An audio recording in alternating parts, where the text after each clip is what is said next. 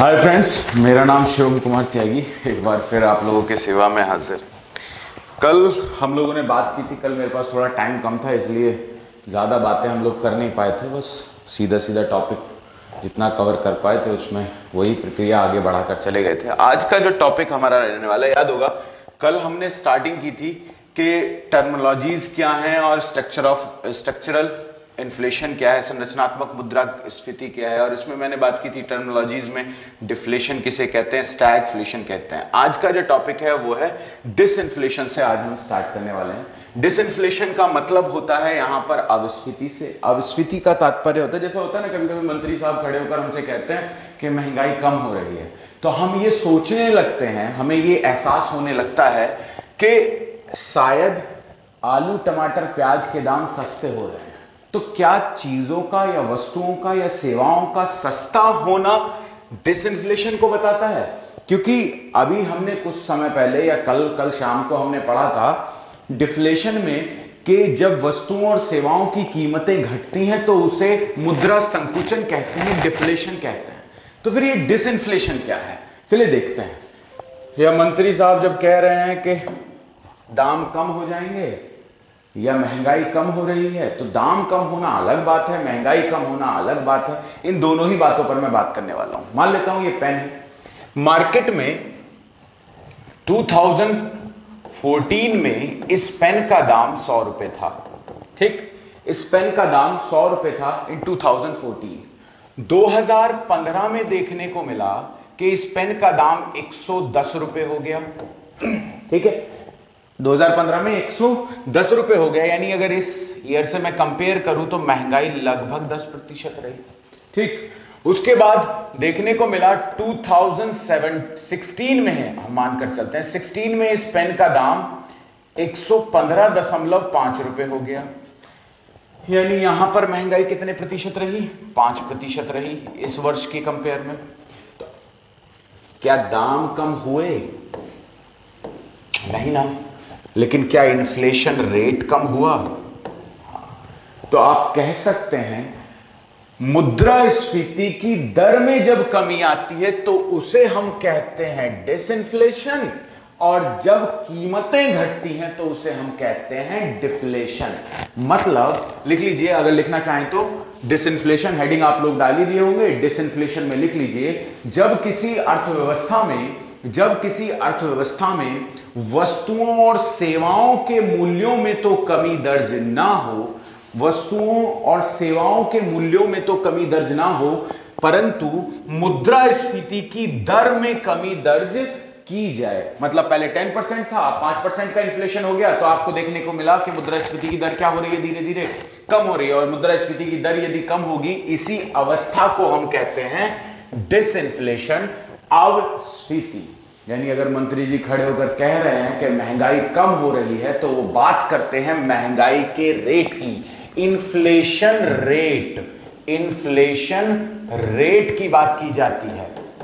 और inflation rate यदि कम होगा तो वो, यानी मुद्रास्फीति की दर कम होगी तो उसे हम अविस्फीति कहेंगे, लेकिन वस्तुओं और सेवाओं के मूल्य कम होंगे तो उसे डिफ्लेशन कहते हैं। जब किसी इकोनॉमी में गुड्स और सर्विसेज के प्राइस तो कम ना हो, लेकिन देखने को यह मिले इन्फ्लेशन रेट कम हो रहा है, लेकिन यही सिचुएशन, मतलब लगातार मुद्रास्फीति की दर में क्या की जाए, कमी दर्ज की जाए। जैसे देखने को मिला कि प्राइस घटकर पहुंच गया 100 रुपए। ठीक, प्राइस घट के, जस्ट ए मिनट बच्चे, सेवाएं मयूर जी, आप यूपीएससी की तैयारी कर रहे हैं और सर्विसेज पूछ रहे हैं। चलिए मैं बता देता हूं, सर्विसेज का मतलब होता है जो इन्हें फिजिकल फॉर्म में हम नहीं देखते हैं, फिजिकल फॉर्म में दिखाई नहीं देती हैं, और इनकी खरीद बिक्री नहीं होती है।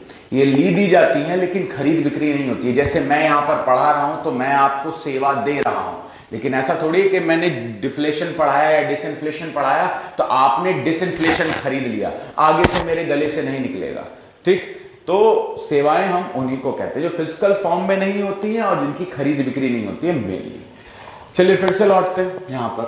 तो 100 रुपए प्राइस हो गया, अब कीमतें क्या हो गई, घट गई, क्योंकि ज्यादा समय तक कीमत दर कमी होती रही। चलिए और अच्छे से समझते हैं, थोड़ा सा और क्लियर व्यू में लेते हैं। जैसे मैंने कहा 2014 इस पेन का दाम था 100 रुपए, ठीक। 2015 इस पेन का दाम हो गया 110 रुपए, ठीक, 110 रुपए। 2016 इस पेन का दाम हो गया 115.5 रुपए, ठीक।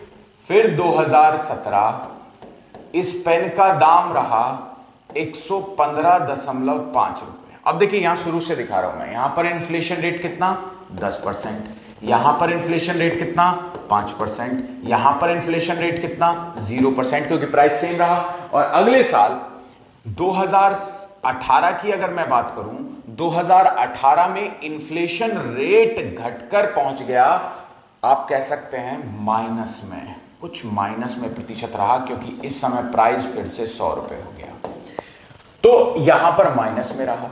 तो यहां कहने का मतलब मेरा क्या है, जब तक इन्फ्लेशन रेट में कमी दर्ज की जा रही थी, तो इस अवस्था को, यहां से और यहां तक की अवस्था को हम कहते हैं डिसइन्फ्लेशन।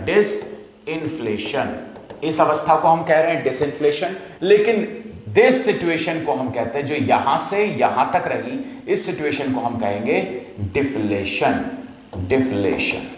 ठीक। इस अवस्था को हम कहते हैं डिफ्लेशन। आई थिंक तो क्लियर हो गया होगा डिसइन्फ्लेशन क्या है और डिफ्लेशन क्या है, ठीक। जस्ट ए मिनट, ओके मयूर जी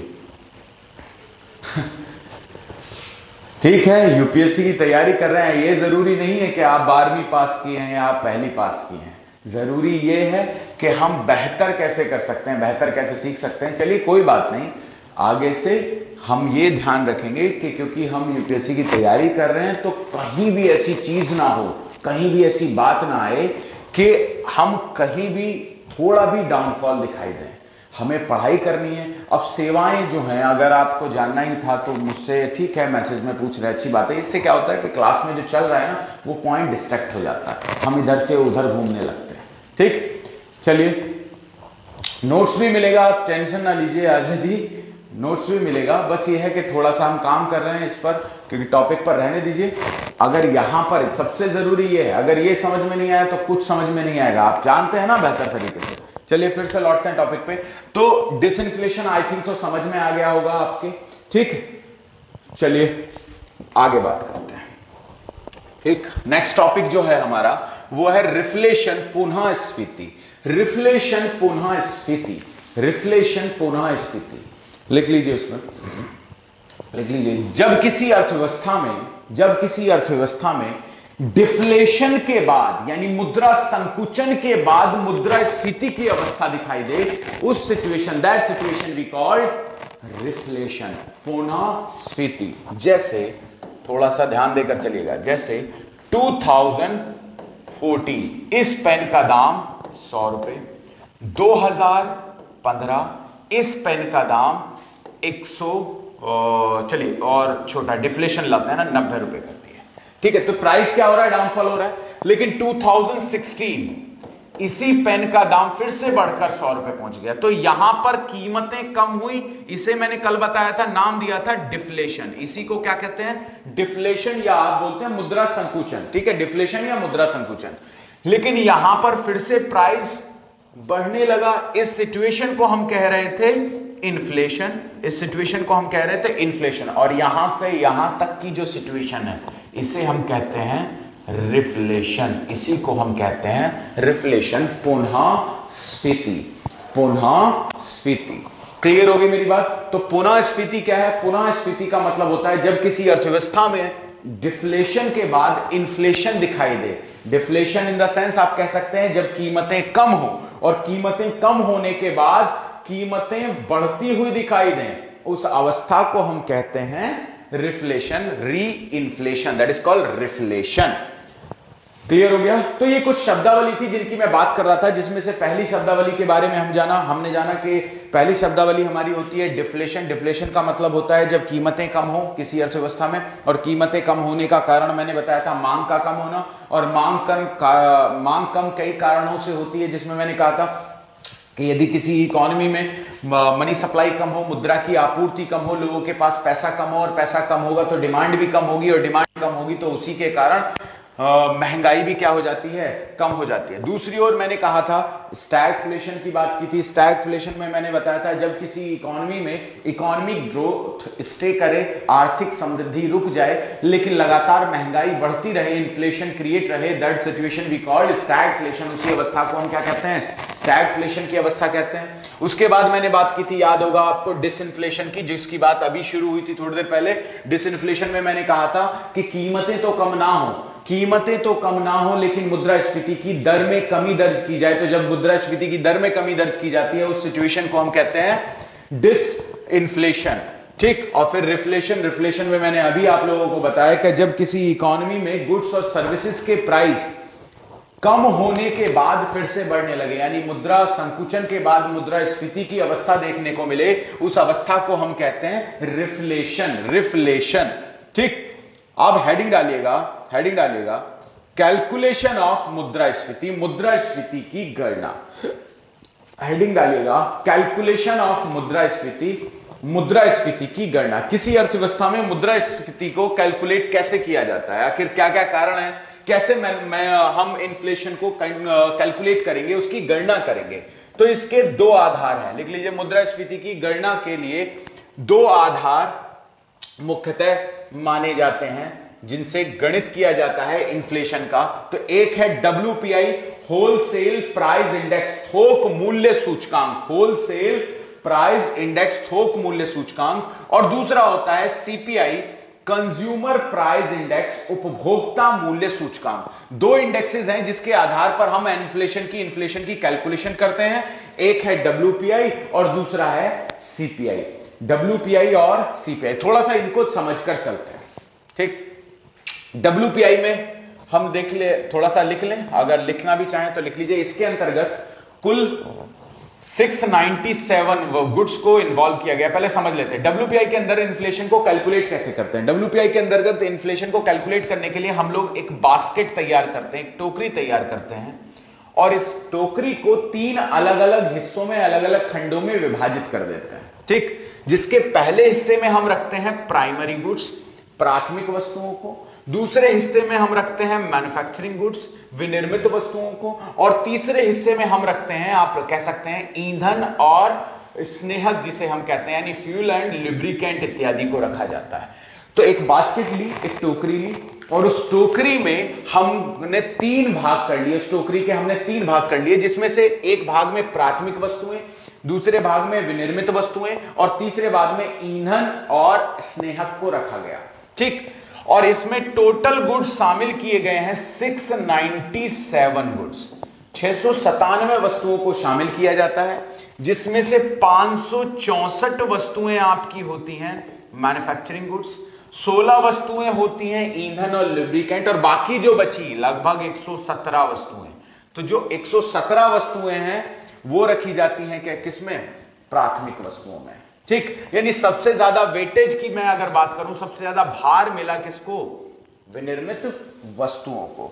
अब इनके प्राइस में जो भी फ्लक्चुएशन होता है होलसेल मार्केट में, थोक बाजार के स्तर पर कुछ भी कीमतों में बदलाव नजर आता है, उन बदलावों को मेजर करते हैं, और बदलावों को मेजर करने के बाद पता लगाते हैं कि कीमतें कितनी बढ़ी और कितनी कम हुई हैं। आई थिंक सो क्लियर होगा, कीमतें कितनी बढ़ी और कितनी कम हुई हैं, हम होलसेल मार्केट में जाकर इसका पता लगाते हैं। क्लियर हो रही है मेरी बातें? तो अब अगर मैं यहीं से और आगे बढ़ूं, अगर मैं कहूं कि और किस तरीके से कैलकुलेशन की जाती है और क्या होता है, वो भी अब जान लेते हैं। इन कैलकुलेशन, भाई महंगाई की गणना करनी है, आपको कंपेयर करके ही आप कैलकुलेट कर सकते हैं। जैसे कि कहा जाए भाई महंगाई कितनी है, तो महंगाई कितनी है से मतलब होता है कि किस आधार पर कितनी है, पहले कितनी थी और अब कितनी है। अगर पहले की बात करें तो हो सकता है कि पहले महंगाई 10% थी और अब इतनी परसेंट। तो पहले के लिए एक बेस ईयर होना बहुत जरूरी होता है, आधार वर्ष। इसके लिए एक बेस ईयर रखा जाता है, आधार वर्ष रखा जाता है, और WPI का बेस ईयर इस समय है 2011-12। 2011-12 पूछा जाता है। WPI का बेस ईयर 2011-12। अब जो क्वेश्चन आ रहा होगा, सर ये बताइए ये WPI की गणना करता कौन है? तो WPI की गणना की जाती है किसके द्वारा? लिख लीजिए, इसकी गणना करता है आपका कॉमर्स मिनिस्ट्री, वाणिज्य मंत्रालय। WPI की गणना कौन करता है? वाणिज्य मंत्रालय। तो पहली बात तो ये हमें समझ में आई कि WPI के अंतर्गत एक बास्केट बनाई जाती है। बास्केट में 697 गुड्स को रखा जाता है, जिसमें से 117 प्राथमिक वस्तुएं होते हैं, 564 विनिर्मित वस्तुएं होते हैं और 16 फ्यूल एंड लुब्रिकेंट इत्यादि को रखा जाता है। तो ये सब WPI को कैलकुलेट करने के लिए किया जाता है। ठीक,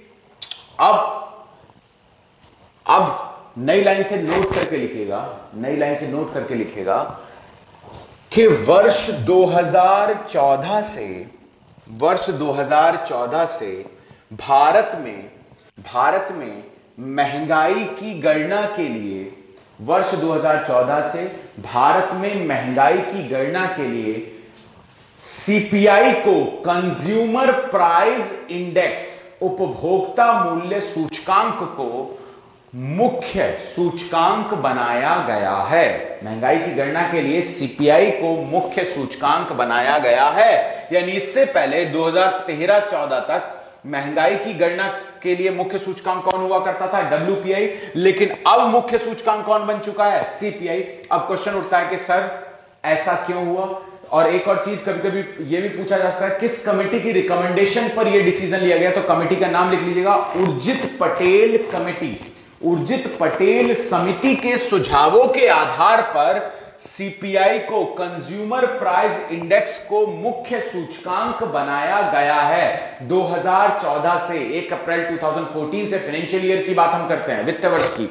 तो 1 अप्रैल 2014 से भारत में महंगाई की गणना के लिए CPI को मुख्य सूचकांक बनाया गया है। अब क्वेश्चन आप लोगों से उठता है कि सर ये CPI क्या है, थोड़ा इसको भी समझा दिए। तो हेडिंग डालेगा CPI, हेडिंग डालेगा CPI।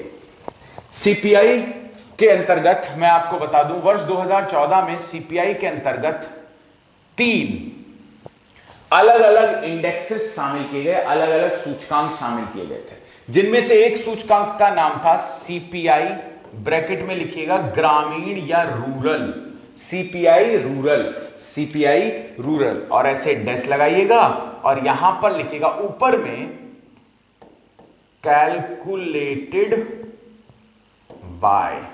किसके द्वारा गणना की जाती है, थोड़ा ये भी देख लेते हैं। कैलकुलेटेड बाय, CPI रूरल की गणना आपका करता है पोस्टल डिपार्टमेंट, डाक विभाग, डाक विभाग। CPI ग्रामीण की गणना कौन करता है? डाक विभाग। CPI अर्बन, CPI शहरी, CPI शहरी की कैलकुलेशन आपका करता है NSSO, national sample survey office. Organisation नहीं है, 2015 में कहीं ऑर्गेनाइजेशंस जो थे उनके नाम बदलकर बाद में ऑफिस लगा दिया गया। तो national sample survey office calculation करता है CPI अर्बन की। अगला है CPI combined, CPI combined, CPI संयुक्त, इसकी गणना की जाती है आपके CSO, सेंट्रल स्टैटिस्टिकल ऑफिस, केंद्रीय सांख्यिकीय कार्यालय द्वारा गणना की जाती है। किसकी? CPI कंबाइंड की, CPI कंबाइंड की। तो ये 3 नए इंडेक्सेस जोड़े गए, किसमें? कंज्यूमर प्राइस इंडेक्स में। और ग्रामीण स्तर पर महंगाई की गणना करनी होती है तो CPI रूरल को देखते हैं, यानी हम पोस्टल डिपार्टमेंट से सलाह मशवरा करते हैं। CPI शहरी की गणना करनी होती है तो NSSO, और इन दोनों की बोध की एक साथ देखना होता है तो हम CSO की थ्रू रिपोर्ट जो आती है, इंडेक्स जो जारी करता है, उसको देखते हैं। आई थिंक सो क्लियर हो गया होगा। इन तीनों के आधार पर पता लगा लिया जाता है कि भारत में महंगाई कितनी है। अब क्वेश्चन उठता है कि सर इसका बेस ईयर क्या है, ये भी बता दीजिए। तो इसका बेस ईयर है, लिख लीजिएगा, base year of, base year आधार वर्ष, CPI का आधार वर्ष है 2011-12 ही, 2011-12 ही। तो बेस ईयर इसका भी क्या है? 2011-12। तो चाहे CPI हो चाहे WPI हो, दोनों का ही बेस ईयर क्या रखा गया है? 2011-12। अब क्वेश्चन ये उठता है कि सर ये बताइए कि आखिर ऐसा क्या हुआ कि CPI को मुख्य सूचकांक बना दिया गया WPI को हटाकर? क्या कारण था उसका? तो ये भी आप लोग एक एक करके लिखते जाइए, हेडिंग डालिएगा डब्ल्यूपीआई को हटाकर सीपीआई को मुख्य सूचकांक बनाने के कारण, देखिए कैलकुलेशन अगर मैं प्रीलिम्स की आपसे बात करूंगा तो प्रीलिम्स में आप याद रखिएगा ये बात कि प्रीलिम्स में पूछा जाएगा डब्ल्यूपीआई के बारे में, डब्ल्यूपीआई में कितने गुड्स शामिल हैं, कितनी वस्तुएं शामिल हैं, तो आपको पता है 697 पूछा जाएगा। प्राइमरी गुड्स कितने, ये टोटल गुड्स हैं, प्राइमरी गुड्स कितने हैं तो ये आपको पता है कि आप बता सकते हैं कितना 117 वस्तुएं, और वहीं पर मैन्युफैक्चरिंग गुड्स पूछा जाएगा तो 564 वस्तुएं। अगर वहीं पर लुब्रिकेंट एंड ईंधन फ्यूल यानी स्नेहक और ईंधन की बात की जाएगी तो कुल 16 इतनी वस्तुएं शामिल है। ठीक, बिल पूछा जा सकता है कि सर बेस ईयर क्या है इसका, तो बेस ईयर अगर आपसे पूछा गया तो बेस ईयर आप 2011-12 देंगे। अगर अलग अलग पूछ दिया ऑप्शन में आया 2010, 2011, 2012 या 2009 तो उस समय बाद वाला हमेशा पकड़कर चलिएगा, 2012 लगाइएगा। ठीक है, तो ये सारी चीजें होगी। और इसकी कैलकुलेशन कौन करता है तो वो भी मैं बता चुका हूं कि कैलकुलेटेड बाय कॉमर्स मिनिस्ट्री, इसको हमारा वाणिज्य मंत्रालय कैलकुलेट करता है। तो ये प्रीलिम्स की नॉलेज हो गई। ठीक, वहीं पर अगर मैं बात करूंगा कंज्यूमर प्राइस इंडेक्स की, सीपीआई, तो सीपीआई में आप कह सकते हैं कि इसमें 3 नए इंडेक्सेस जोड़े गए हैं। इनके नाम भी मैंने बताया, पहला सीपीआई रूरल, दूसरा सीपीआई अर्बन और तीसरा सीपीआई कंबाइन। और मैंने कहा कि इन तीनों की कैलकुलेशन अलग अलग स्तर पर की जाती है। जैसे रूरल की पोस्टल डिपार्टमेंट करता है, इसकी कैलकुलेशन एनएसएसओ करता है, और इसकी कैलकुलेशन सीएसओ द्वारा की जाती है, नेशनल सैंपल सर्वे ऑफिस और सेंट्रल स्टैटिस्टिकल ऑफिस, केंद्रीय सांख्यिकीय कार्यालय। ठीक, जस्ट ए मिनट चौहान जी, आप चिंता ना करिए। नहीं, बास्केट प्रीतम जी, बास्केट उसमें नहीं मानी जाती है, बास्केट का इसका कोई आधार ही नहीं है। इसमें टोटल गुड्स को कंज्यूमर प्राइस इंडेक्स का मतलब होता है, वहां पर थोक मूल्य सूचकांक होता है, तो थोक बाजार के स्तर पर कैलकुलेशन की जाती है। बास्केट ली गई और बास्केट में ये 697 वस्तुओं को शामिल कर लिया गया। लेकिन सीपीआई में थोक बाजार के स्तर पर नहीं, खुदरा मार्केट में जहां पर उपभोक्ता खरीदता है। भाई आप अपने उपभोग की वस्तुएं कभी भी थोक बाजार से खरीद कर नहीं लाते हैं। आप कहां से खरीदते हैं? उपभोक्ता खरीदता है रिटेलर से, रिटेलर मतलब आसपास के खुदरा बाजार से। ठीक, तो वहां पर बास्केट नहीं बनाई जाती। वहां पर कैसे कैलकुलेशन होती है, आ रहा हूं, पहले आप एक हेडिंग डाल लीजिएगा क्योंकि सीपीआई समझ में आ गया। इसमें एक और चीज है कि बेस ईयर इसका बेस ईयर क्या है, यह भी पूछा जाता है। तो इसका बेस ईयर क्या है, अगर पूछा गया आपसे बेस ईयर तो आपको देना है 2011-12। इसका भी बेस ईयर क्या है, 2011-12। तो बस इतनी जानकारी अभी बहुत है। अगर अलग अलग पूछा गया तो उसमें भी हम देखेंगे। अब हेडिंग डालिएगा आप लोग, वहां से आपको बिल्कुल क्लियर हो जाएगा कि आखिर मैं किस चीज की बात कर रहा हूं। तो एक कारण, हेडिंग डालिएगा कारण में क्या, किस बात का कारण मैं जानने की कोशिश कर रहा हूं और किस बात का कारण आपको बताने की कोशिश कर रहा हूं, वो ध्यान से समझना। आप लिख रहे थे डब्ल्यूपीआई यानी थोक मूल्य सूचकांक को हटाकर सीपीआई को मुख्य सूचकांक क्यों बनाया गया, आखिर क्या कारण था जिसके कारण सीपीआई को मेन इंडेक्स बना दिया गया इन 2014। मैंने कहा ना कि सीपीआई मुख्य सूचकांक है अब 2014 से। उससे पहले आपका मुख्य सूचकांक हुआ करता था कौन, डब्ल्यूपीआई, लेकिन अब मुख्य सूचकांक कौन है, सीपीआई। इसके कारण क्या क्या थे, लिख लीजिए एक एक करके। नंबर एक, डब्ल्यूपीआई के अंतर्गत केवल वस्तुओं को शामिल किया गया है, केवल वस्तुओं को शामिल किया गया है। ठीक, केवल वस्तुओं को शामिल किया गया है। जस्ट ए मिनट,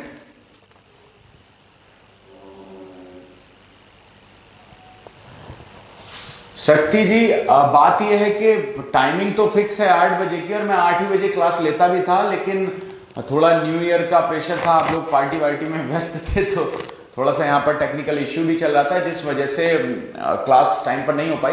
आज से क्लास टाइम पर ही है और 8 ही बजे क्लास चलेगी आप लोगों की। आप इस बात के लिए बिल्कुल निश्चित रहिए। मॉर्निंग में 8 o'clock आपको यहाँ पर अवेलेबल होना है, तो निश्चित है कि उसी समय पर हम क्लास अपनी लेंगे। ठीक, चलिए आगे बढ़ते हैं। तो पहले टॉपिक समझिए, ठीक है। बाद में मैं सबके कमेंट्स ले लूंगा, उस पर हम बात करेंगे, लेकिन पहले टॉपिक पर लौटते हैं। तो मैंने कहा कि सीपीआई को हटाकर मुख्य सूचकांक डब्ल्यूपीआई को हटाकर सीपीआई को मुख्य सूचकांक बनाया गया।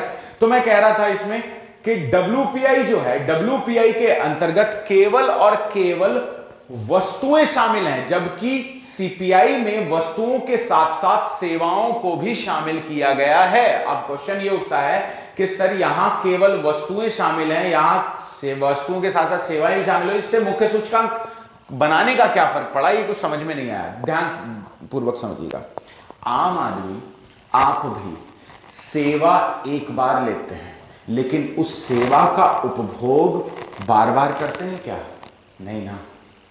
लेकिन वस्तु एक बार खरीदते हैं और उस वस्तु का उपभोग बार बार करते हैं। बात समझ में आ रही है मेरी? यानी मैं ये बात आप लोगों से कर रहा हूं, मैं ये बात आप लोगों को इसलिए बता रहा हूं कि देखने को ये मिलता है कि आप फोन एक बार खरीदते हैं, फोन एक बार खरीदते हैं, लेकिन उसका उपभोग यानी उसकी सेवाएं बार बार रिचार्ज करा रहे होते हैं, या एक फोन लिए और फिर तोड़कर फेंक दो यार, दूसरा फोन दूसरी कॉल, ऐसा होता है क्या? नहीं ना। तो वही बात यहां पर की जा रही है, क्योंकि आम आदमी वस्तुओं से ज्यादा उपभोग सेवाओं का करता है। तो यदि महंगाई की सही गणना करनी है तो वस्तुओं के साथ साथ सेवाओं को भी शामिल किया जाना चाहिए। और डब्ल्यूपीआई में क्योंकि सेवाएं शामिल नहीं थी, इसलिए सीपीआई को मुख्य सूचकांक बनाया गया, क्योंकि इसमें वस्तुओं के साथ साथ सेवाओं को भी शामिल किया गया है। क्लियर हो रही है मेरी बात? पहला कारण तो यह हो गया कि इसके अंतर्गत वस्तुओं के साथ साथ सेवाएं भी शामिल है। दूसरा कारण लिख लीजिए, दूसरा कारण डब्ल्यूपीआई के अंतर्गत महंगाई की गणना थोक बाजार के स्तर पर होती है, थोक बाजार के स्तर पर होती है, जबकि सीपीआई के अंतर्गत महंगाई की गणना खुदरा बाजार के स्तर पर होती है, खुदरा बाजार के स्तर पर होती है। सीपीआई की गणना खुदरा बाजार के, ये मेंस का पॉइंट ऑफ व्यू है। मैं आप लोगों को पहले बता रहा हूं, प्रीलिम्स की जो चीजें थी वो मैं बता चुका हूं, मेंस को किस तरीके से अलग करना है और किस तरीके से समझकर चलना है, ये बात ध्यान रखना। तो वेरी इंपॉर्टेंट है, क्वेश्चन ये पूछा जा सकता है, क्यों, क्या कारण था जिसके कारण डब्ल्यूपीआई को हटाकर सीपीआई को मुख्य सूचकांक बनाया गया?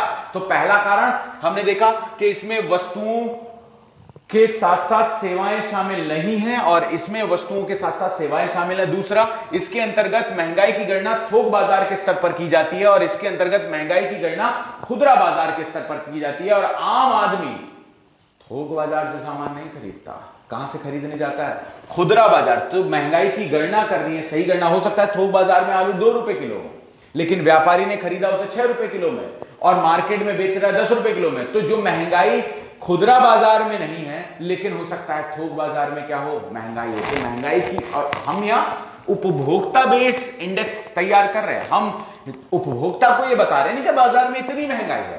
तो रियल इन्फ्लेशन की कैलकुलेशन करनी है तो आपको खुदरा बाजार में उतर कर देखना होगा, और उसी खुदरा बाजार में उतर कर देखने के बाद ही आप पता लगा पाते हैं कि महंगाई कितने प्रतिशत अभी चल रही है। दूसरा, आप जानते हैं इसमें थोक बाजार पर कैलकुलेशन होती है। दूसरा, तीसरा पॉइंट लिखिए, सीपीआई के अंतर्गत ग्रामीण शहरी महंगाइयों की अलग अलग गणना की जाती है।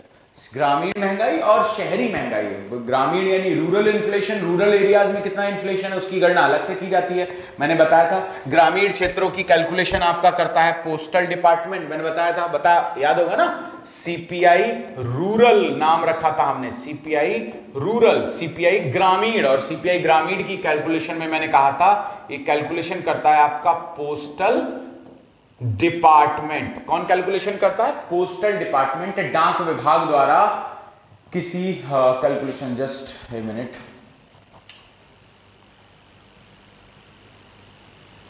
देखिए थोक बाजार का मतलब यहां पर होता है जहां पर सभी सामान अवेलेबल होता है, और खुदरा बाजार का मतलब होता है जहां से आप उपभोग की वस्तुएं खरीदते हैं। आप जहां पर रिटेलर्स खरीद कर लाते हैं जिस बाजार से, खुदरा बाजार वाले लोग खरीद कर लाते हैं जिस जगह से, उस बाजार को थोक बाजार कहते हैं। जैसे कि मान लेते हैं मंडी, बड़ी मंडी, और मंडी से सब्जी खरीद कर ला रहा है, ठेले पर लेकर आ रहा है कोई व्यक्ति जो कि सब्जी बेचने के लिए निकला है, तो थोक बाजार तो हो गया मंडी। मेन मार्केट तो भारत में चुनिंदा कुछ ही थोक बाजार है, ठीक है, लगभग 30, 36, 35, 40 ही थोक बाजार है। ये रेशियो है, 35 से 40 के बीच का रेशियो है कि जहां पर थोक बाजार है, मंडियों की अगर मैं बात करूं। लेकिन खुदरा बाजार क्या होता है? जहां भी आसपास जो भी दुकान दिख रही है, ये खुदरा बाजार रिटेलर्स की दुकान है, ठीक है, जहां से वस्तु बेची गई तो उसका केवल उपभोग होना है, अब वो बेचने के लिए नहीं खरीद रहा है। बात समझ में आ रही? तो जहां पर आप जहां से खरीदते हैं वो खुदरा बाजार है, जहां से दुकानदार खरीदते हैं वो थोक बाजार है, ठीक है, इतना आप समझ कर चलिए। तो सीपीआई रूरल की कैलकुलेशन करता है पोस्टल डिपार्टमेंट। वहीं पर मैंने कहा था सीपीआई अर्बन भी है, सीपीआई अर्बन भी है, और इसकी कैलकुलेशन मैंने कहा था NSSO national sample survey office के द्वारा की जाती है। इन दोनों के द्वारा ये कैलकुलेशन की जाती है अलग अलग स्तर पर, ठीक है, समझ में आ गई होगी मेरी बात। लेकिन डब्ल्यूपीआई में एक ही थोक बाजार के स्तर पर महंगाई की कैलकुलेशन होता है ना, गांव में आई है और शहरों में आई है। शहर में वो पहले एक आता था या अभी भी आता होगा, छोटा रिचार्ज, 10 रुपए का छोटा रिचार्ज, वोडाफोन आता था, 10 रुपए का छोटा रिचार्ज कितने में खरीदते थे? शहर में रहते थे 10 रुपए में ही ना। बात समझ में आ रही है?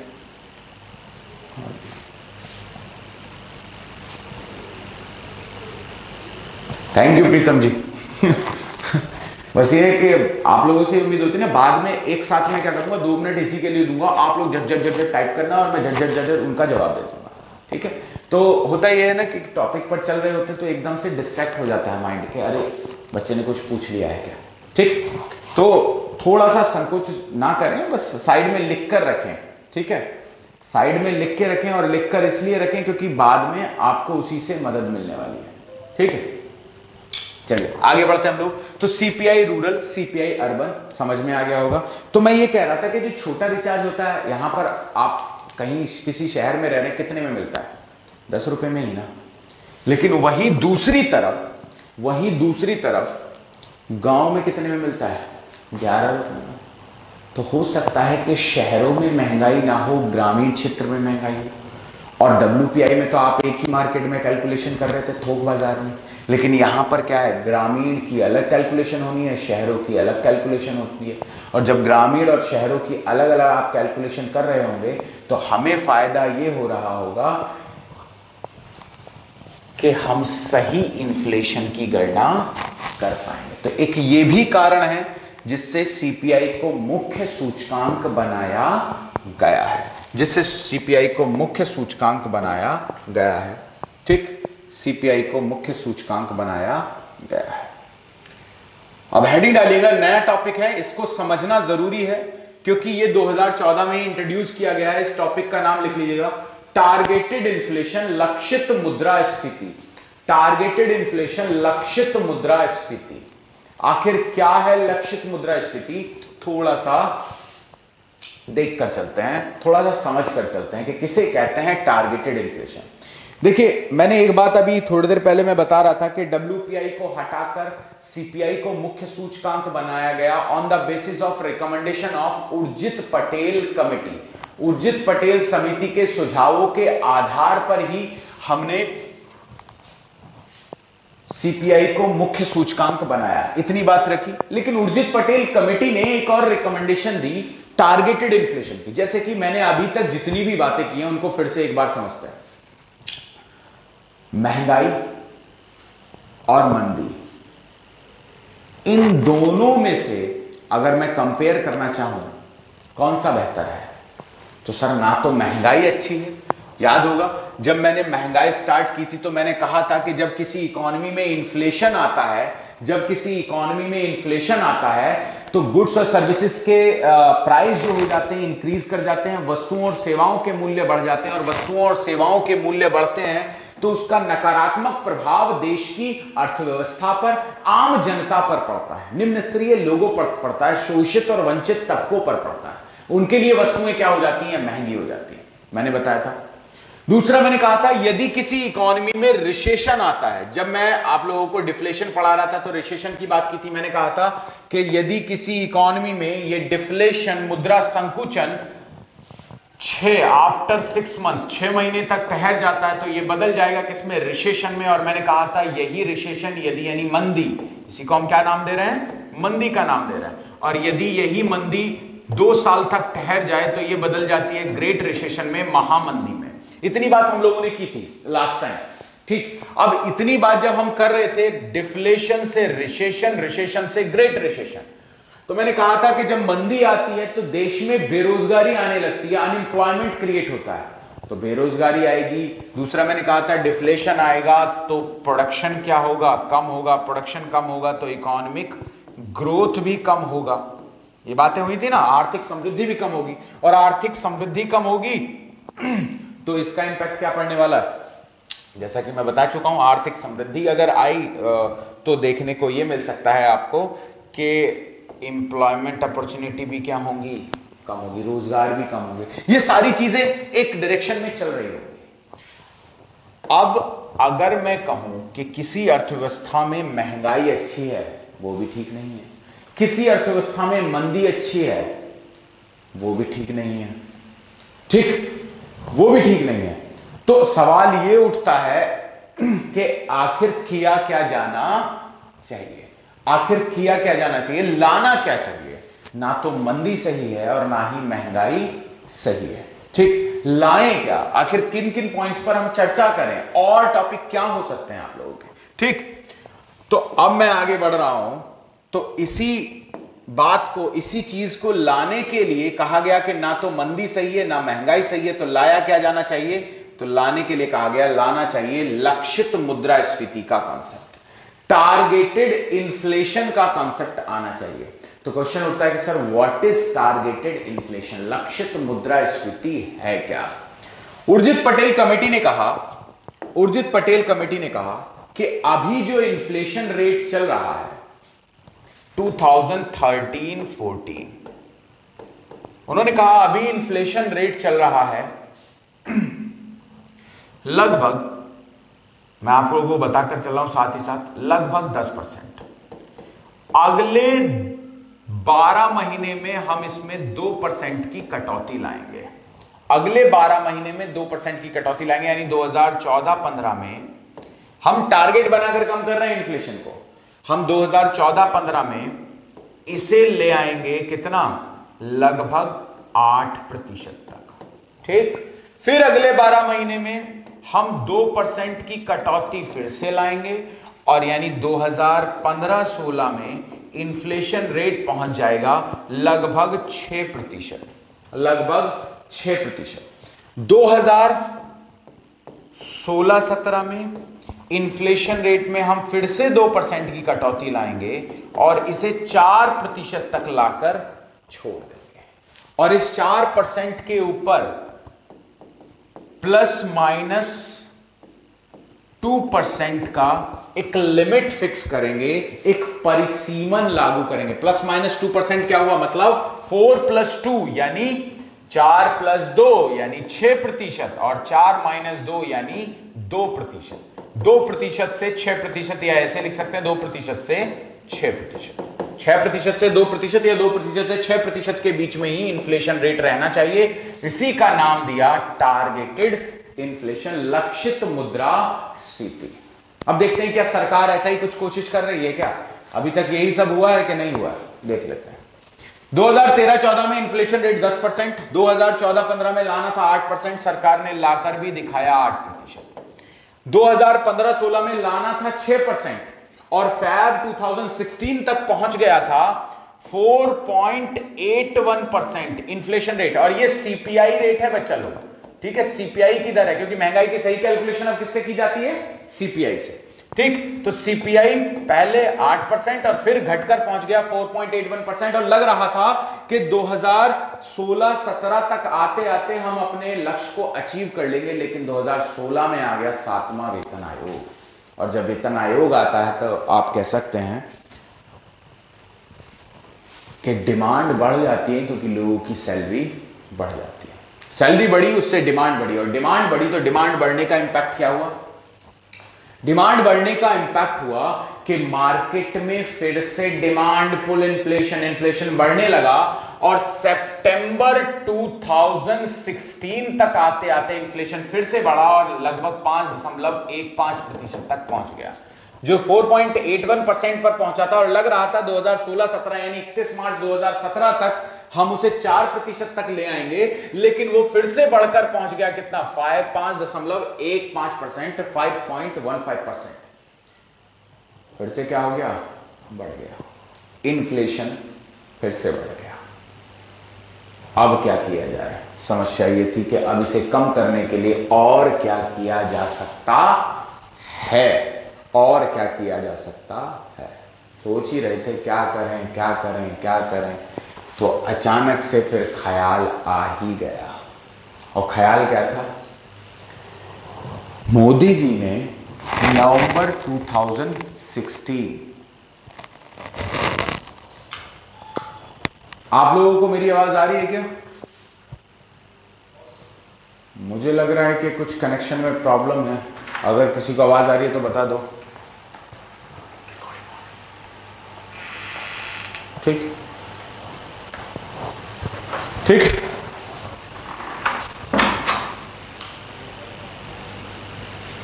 अच्छा, अभी भी प्रॉब्लम है? अब ठीक आ रहा होगा मेरे हिसाब से।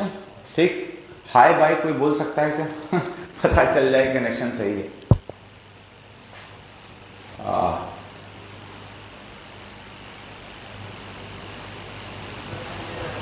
चलिए, अब उम्मीद है कि अब सही आएगा। ठीक, चलिए फिर बात करते हैं, आगे बढ़ते हैं हम लोग। इतना क्लियर हो गया?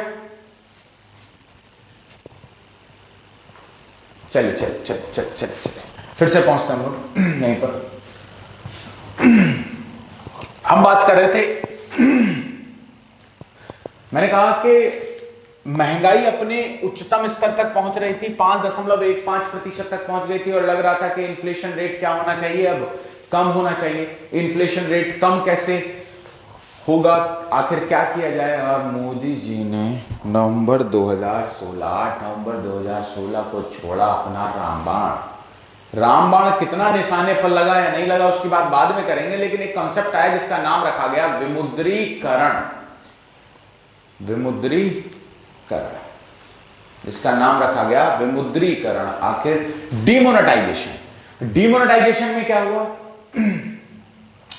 डिमोनेटाइजेशन में देखने को मिला, विमुद्रीकरण में देखने को मिला, जैसे ही डिमोनेटाइजेशन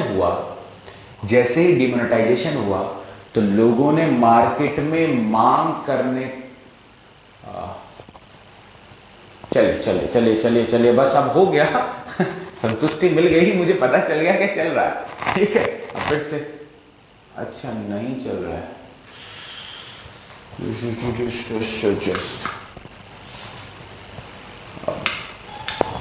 बुला लेता हूँ कोई। जस्ट ए मिनट, हमारे टेक्नीशियन है सर, आके कुछ देखते हैं। सर थोड़ा देख लीजिए क्या प्रॉब्लम है। बच्चों का कहना है कि चल नहीं रहा है। अच्छा, रिकॉर्डिंग चल रही है। ठीक ठीक।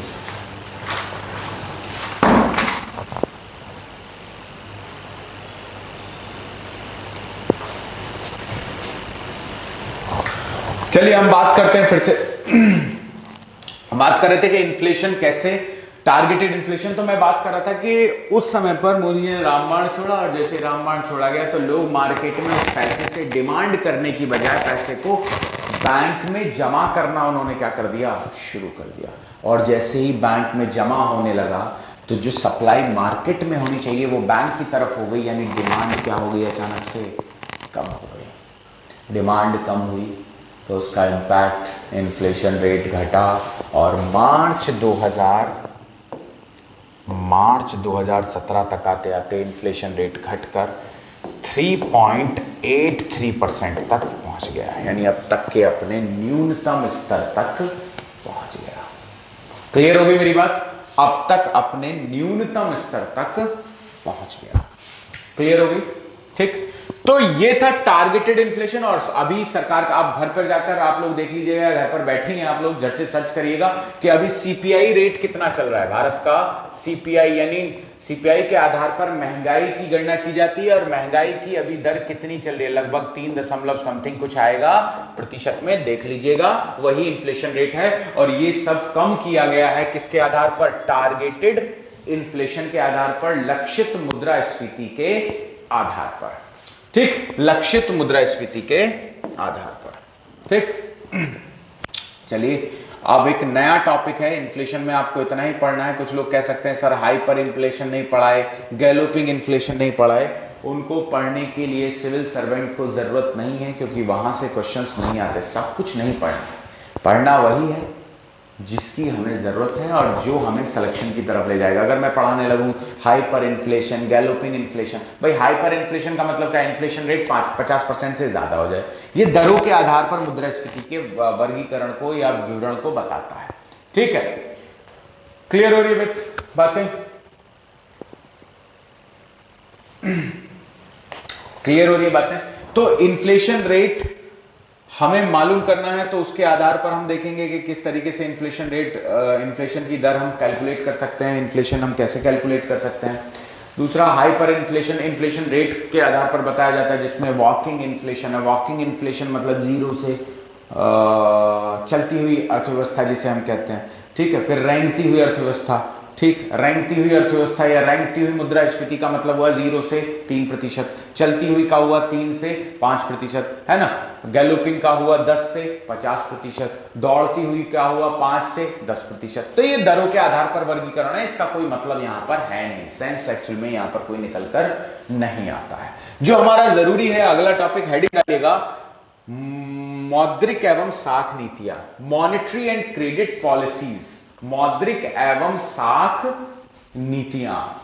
ठीक, मौद्रिक एवं साख नीतियों का मतलब क्या है? मौद्रिक एवं साख नीतियों का मतलब होता है वे नीतियां, सरकार की वे नीतियां जिनके आधार पर महंगाई को नियंत्रित किया जाता है। अच्छा, एक क्वेश्चन मेरा यहां पर आता है। क्वेश्चन ये है कि सर ये बताइए कि ये जो 3 वर्गीकरण आपने कराए थे इन्फ्लेशन के, याद है आप लोगों को? पहला डिमांड पुल इन्फ्लेशन, दूसरा मैंने कहा था कॉस्ट पुश इन्फ्लेशन, तीसरा मैंने कहा था structural inflation. Demand pull, cost push और संरचनात्मक मुद्रास्फीति, ये अलग अलग हिस्से मैंने कराए थे इन्फ्लेशन के। तो जब मैं ये बता रहा था कि अलग अलग हिस्से करके मैं ये बता रहा था कि किस किस आधार पर महंगाई की गणना की जाती है, डिमांड के आधार पर कैलकुलेशन की जाती है ना। डिमांड पुल इन्फ्लेशन एक होता है, एक कॉस्ट पुश होता है और एक स्ट्रक्चरल होता है। जब ये बता रहा था तो आप लोगों से मेरा क्वेश्चन ये है कि किस इन्फ्लेशन पर कंट्रोल आरबीआई कर सकती है और किस इन्फ्लेशन पर कंट्रोल आपकी गवर्नमेंट कर सकती है। तो आप बताएंगे कि सर डिमांड बढ़ती है मनी सप्लाई से, इसका मेन रीजन क्या होता है? मनी सप्लाई, और मनी सप्लाई बढ़ेगी तो इस कारण से डिमांड बढ़ेगी, और डिमांड बढ़ेगी तो डिमांड पुल इन्फ्लेशन आएगा।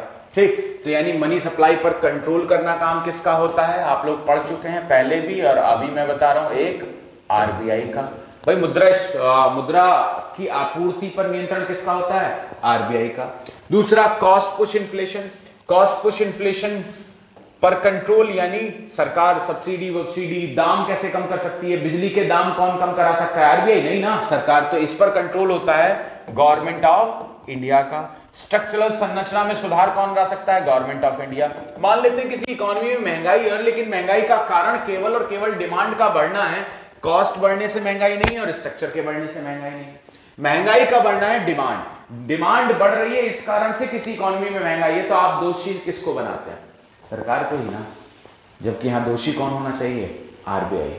तो इसलिए हमें यह देखना है कि जब भी इन्फ्लेशन की कैलकुलेशन हम करें तो हम ये मानकर चलें कि सरकार किसे कम कर सकती है, आरबीआई किसे कम कर सकती है। तो लक्षित मुद्रास्फीति के अंतर्गत यही आधार रखा गया कि तीनों प्रकार की मुद्रास्फीति को नियंत्रित करना है तो सरकार और आरबीआई दोनों को मिलकर करना है, और इसे मिलकर करने का काम करती है आपकी कौन? मौद्रिक एवं साख नीतियां। मतलब भारत में मुद्रास्फीति का नियंत्रण किया जाता है मॉनेटरी एंड क्रेडिट पॉलिसीज के माध्यम से, मौद्रिक एवं साख नीतियों के माध्यम से। तो हम मौद्रिक एवं साख नीतियों में क्या क्या पढ़ने वाले हैं? तो मौद्रिक एवं साख नीतियों में हम पढ़ेंगे पहले इनके उद्देश्य, हेडिंग डालिएगा ऑब्जेक्टिव्स पढ़ेंगे, और ऑब्जेक्टिव्स के बाद बात करेंगे उद्देश्य क्या है मॉनेटरी एंड क्रेडिट पॉलिसीज के। दूसरी बात करूंगा मैं टूल्स की, उपकरण क्या क्या हैं जिसके आधार पर मुद्रास्फीति की गणना की जाती है, जिसके आधार पर मुद्रास्फीति की गणना की जाती है, कौन से और जिसके आधार पर मुद्रास्फीति की गणना की जाती है, और उस मुद्रास्फीति को कैलकुलेट कैसे किया जाता है और उसे कंट्रोल कैसे किया जाता है, जिन उपकरणों के माध्यम से ये सब किया जाता है उन उपकरणों की बात हम करेंगे। लेकिन यहां पर मुद्रास्फीति का केवल एक ही आधार होगा, वो है मांग प्रेरित मुद्रास्फीति। उसी को मौद्रिक एवं साख नीतियों के माध्यम से हम नियंत्रित कर सकते हैं, और सबके लिए राजकोषीय नीति जिम्मेदार होती है, उसको भी देखेंगे। ठीक, तो अगर मैं उद्देश्यों की बात करूं तो चलिए ये बात जब रहेगी तो इसको एक साथ नया टॉपिक रहेगा, कल इसी टॉपिक को हम स्टार्ट करेंगे, मॉनेटरी एंड क्रेडिट पॉलिसीज को, मौद्रिक एवं साख नीति को। तो ध्यानपूर्वक पढ़ेंगे, रेपो रेट क्या होता है, रिवर्स रेपो रेट क्या होता है, ठीक है, आरबीआई किस तरीके से इसे कैलकुलेट करती है, ये सारी चीजें हैं। ठीक, चलिए थैंक यू सो मच, और फिर मुलाकात होती है आप लोगों से कल। ठीक है, कल मॉर्निंग में सब लोग तैयार रहिएगा, 8 बजे ऑनलाइन रहेंगे, 8 बजे फिर आकर यही सारी चीजें स्टार्ट करते हैं। ठीक, थैंक यू सो मच।